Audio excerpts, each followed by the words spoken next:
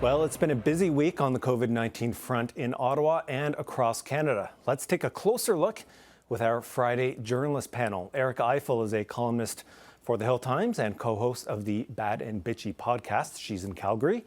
In Toronto, we see Laura Stone, a political reporter for the Globe and Mail, and in Ottawa, Mia Rabson, a parliamentary reporter for the Canadian Press. Hello again to all three of you.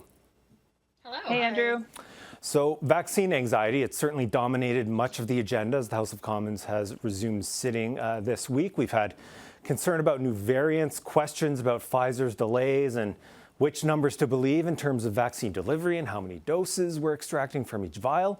And now today, to cap off the week, Mia, news that Moderna is also reducing its shipment next week and confirmation that the European Union is moving ahead with export controls. What do these latest developments mean for the government? The Moderna news was a bit surprising today. I think they were maybe signaling yesterday there were issues when Danny Fortin, who's the military commander in charge of the vaccine deliveries in Canada, he said, we're still talking to them to sort of finalize our deliveries. And now today we're finding out that Moderna is in fact cutting back on its deliveries about 20% or so next week. It's a big problem for Canada. We practically ground our vaccinations to a halt this week because Pfizer didn't deliver a single dose and Moderna only delivers once every 3 weeks. So provinces don't have a lot left to give out, and the vaccine program that was sort of just getting off the ground kind of had to stop. So it's a problem, and what it really does, in addition to not having those doses, it's about 50,000 doses next week. It adds a lot of anxiety. There's so many problems with production. Even AstraZeneca, which isn't producing for Canada yet because we haven't approved it, is having production problems and is not giving Europe as much as they expected this quarter. It's just another layer of concern and anxiety that all of these vaccines, it's great that they're developed and that they exist, but we can't get them produced and actually delivered. It means nothing. And so it's a big problem and adds a huge headache for the federal government and the provinces who are trying to deliver these vaccines. And Erica, the federal government has been under fire, but the Prime Minister continues to call on people to stay calm and look at the long-term picture in terms of getting doses over the next several months. But we've got polling data that suggests something different, that Canadians are losing their confidence in the federal vaccine rollout. 45% feel confident compared to 58% from 6 weeks ago. That's according to the Angus Reid Institute. And Albertans are especially least confident about their provincial government's vaccine plan. What's your take on how political leaders have been handling this growing anxiety that Mia mentions? Horribly.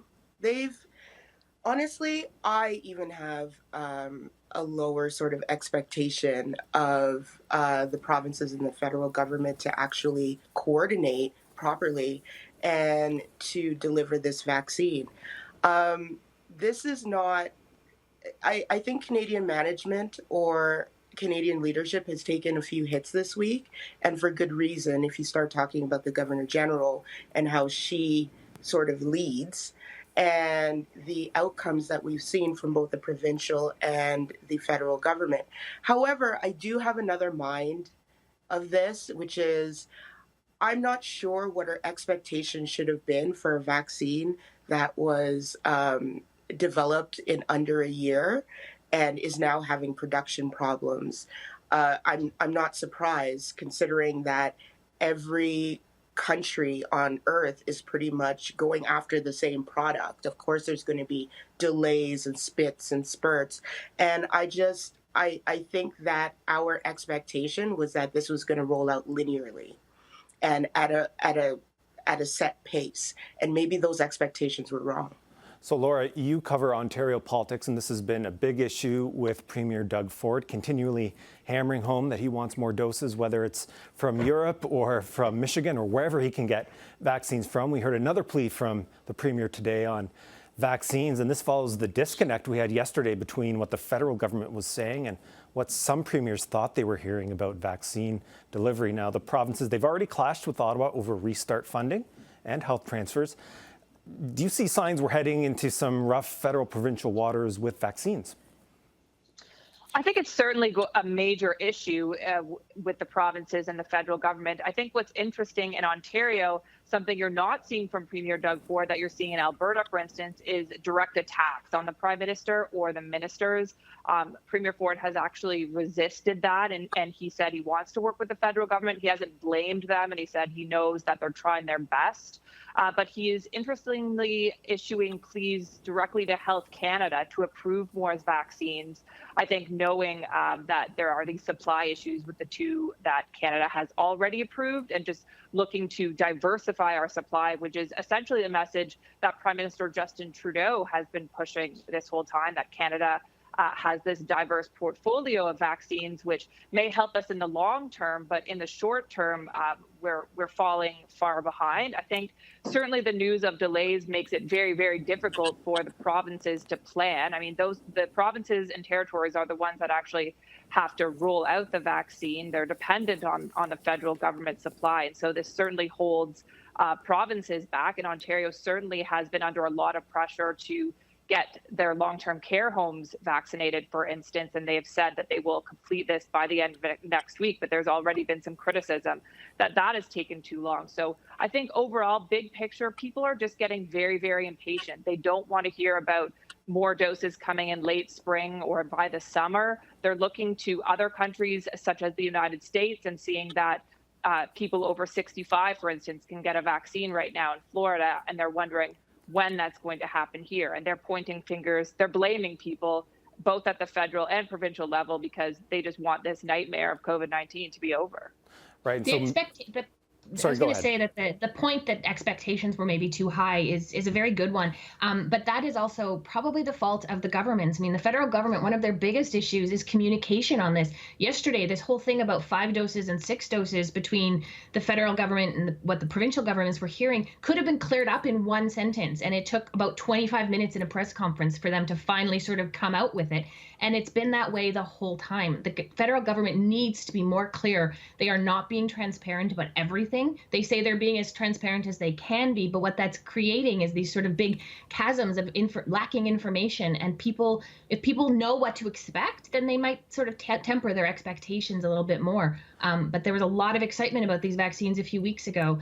And now without any real information or guidance, they sort of expected a lot more than the federal government and maybe the provinces can deliver. And those chickens are now coming home to roost. Right. And so, Erica, what's your view on this? Because, the government is in a position now having to wait for production to ramp up as promised and tell people to sit tight. But in the meantime, you just heard Mia talk about this. Part of the problem is this question of transparency and knowing what's in contracts and what numbers are being shared with the public and what other countries are making public about these contracts. How do you see that? I see that as a really good sort of entry point for misinformation, and that's why it proliferates. Part of the reason it proliferates is that I totally agree. I think that the communication has been absolutely horrid with both the federal and provincial governments. This really is a tag team effort of just like of bad management. It really is. It's just so bad. The provinces, when they get the vaccine, can't seem to deliver it in a timely fashion.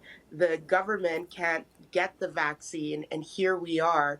At least in Alberta, we're seeing, Jason Kenney, who, to be fair, this is entirely on brand for Jason Kenney to blame the feds. I mean, he's ever since Keystone, he's gotten a second wind with that line of sort of campaigning, and it definitely takes away from his own missteps at COVID. So I'm totally not surprised that Jason Kenney has decided to take this mantle and stick it to the feds. However, the feds deserve it, on the other hand. So I do think that communication is very important, but especially communication to marginalized communities. I think that public health officials need to take some responsibility for that, because that has not gone very well either. Well, Laura, I want to talk to you about the situation in Ontario and stay on this theme of transparency because, it did come up again this week on some other aspects of the COVID-19 response.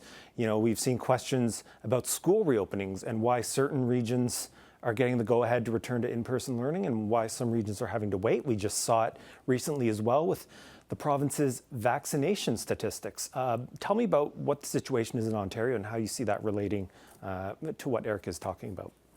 Well, we just haven't gotten very many straight answers as to how this government has been making decisions, particularly, as you mentioned, on school reopenings. We don't have the clear criteria laid out for the public as to why or when schools will reopen. Even today, the Chief Medical Officer of Health, David Williams, was asked if the Greater Toronto Area schools will reopen by February 10th, which has been their goal, and they couldn't exactly answer that question specifically. So it doesn't add a lot of confidence to parents and the public when they're looking for goals or reasoning behind what's happening to their children's lives. And we know there's been a significant mental health impact on kids throughout this pandemic who've had to learn online and missed out on a lot of opportunities to be with their friends, and how that's affecting their development. So I know there's a lot of anxiety, certainly among parents, to return to schools, but of course they want them to be safe and for the government to make changes to that. We know that Ontario is going to roll out some rapid testing, but again, we don't know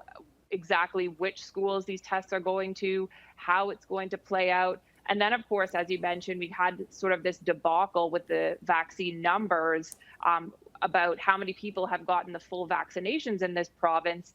The government did come clean about that and said they've actually mistakenly been doubling that number. And they did tell people about that. But I think it all kind of adds to this general murkiness and this uncertainty in the public as to how decisions are being made, what exactly is going on, and the details, as we can see, being hammered out in the public, and all of these decisions being made in real time, which is, just a fact of this pandemic and how quickly the vaccine has come together. But I think people are at the end of their ropes now, and we're seeing the real consequences of this, even in Barrie, Ontario, with this horrible long-term care outbreak, for instance, at a home.